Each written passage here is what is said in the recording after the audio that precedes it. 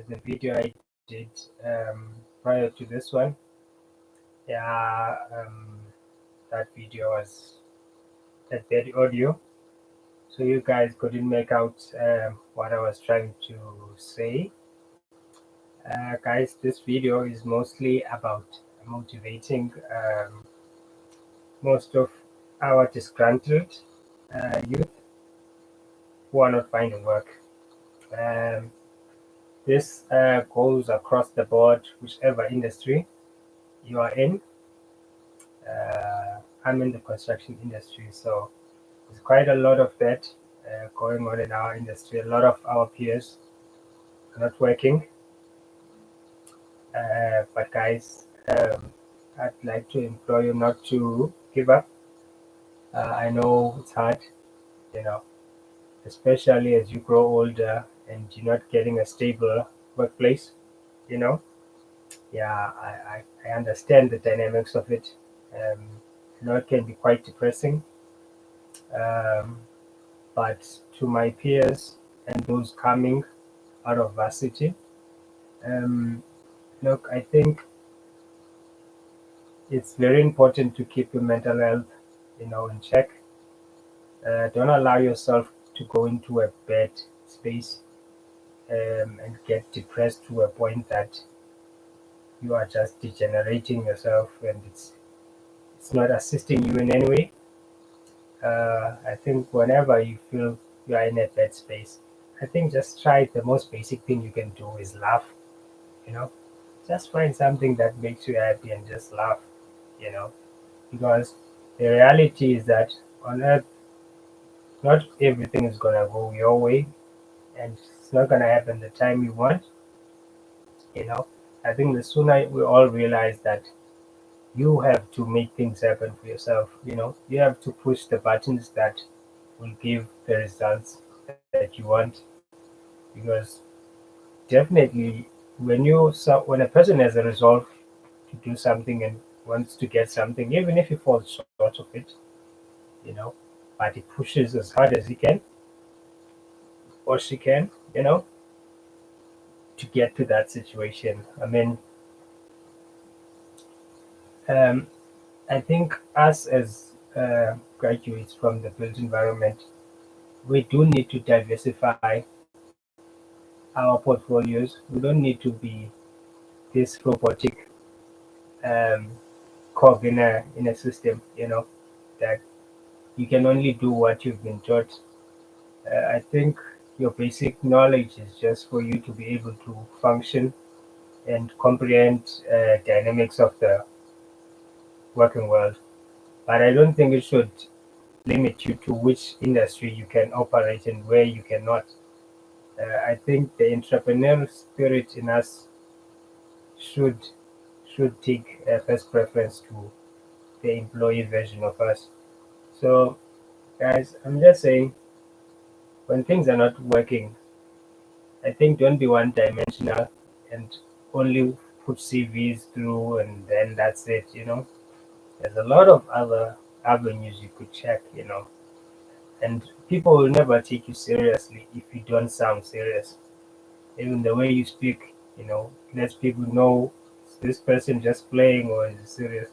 So, I mean, in manufacturing, for instance, you should go in there. I mean, you've got the capability. Besides the fact that us in construction, we are a moving factory, we're not stationary. But I mean, you could put your skills into use. But I think you should just be honest and tell any prospective employer what actually you can bring to the table. So I think once you rehearse what you can bring to the table, you can even go and propose that. Um, like instead of just putting CVs and waiting for a phone call, you could probably go and you know, propose to prospective employer that these are the skill set that I possess. I'm not a one-dimensional person. I can solve problems, and it's easy for you to say you can do that. But I think once you start practice critical thinking, problem solving, it's easier for you to say that in your CV with confidence that You're a critical thinker. You can think critically, So I think the sooner we get away from the theoretical part of what we know and go into the critical thinking uh, in the job scenarios, it's easier to approach the employment space in a very different way, more being proactive than reactive, because most of us just wait for an advert to come about. You don't actively go into these places, seeking employment and proposing what you can offer there. But remember, you cannot be dishonest and say you can offer something you cannot. So for me, I'd like to say, guys, don't limit yourself. Don't wallow in self pity. That's the most dangerous place you can be. Self pity is the worst place you do not want to end up in. You know, I've been there myself a lot of times. It's one place that I dread going to, and it's just the situation is not the financial situation of South Africans is not the best at the moment. So, as much as our peers would like to help each other, sometimes it's not possible. And I would say when someone can't help you at that point in time, there's nothing maybe they have against you, but it's just bad financial situation in South Africa. So I think your entrepreneurial part should in your brain should start activating now. You know, um, I don't want to go into the mathematics of things, but if you do get that social security 350, you might think of doing something with it. You know, probably should start money at this point in time. But yeah, guys, giving up is actually not an option. You shouldn't even put it on the table. You should just maybe just take a step back and look at your situation and be honest with yourself and see how many options you've got. If you have to move to a bigger city, probably you should do that. You know, if you're feeling bad about salary wise where you are, you should probably do something about it. Because most of the time, the answers to your problems are here in your brain. As long as you interrogate your brain and you're not lying to yourself and you're honest. And probably you should learn the skills of negotiation. You know, there are some people who are teaching negotiation skills here on YouTube. I'm not sponsoring any one of them.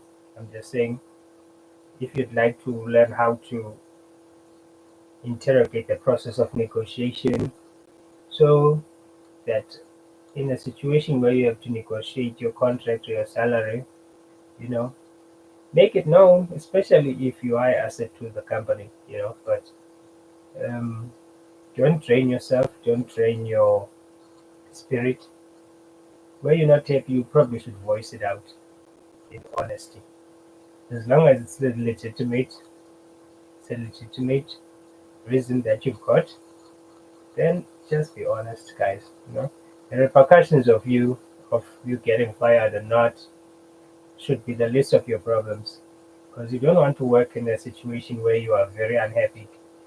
So, guys, um, let's start being more positive. You know, let's take away the blame, the blame game, and all the negative things. If things are not working out for you, you're not working for some time, start upscaling yourself, start learning new trades, start learning new stuff, especially if you can access the internet.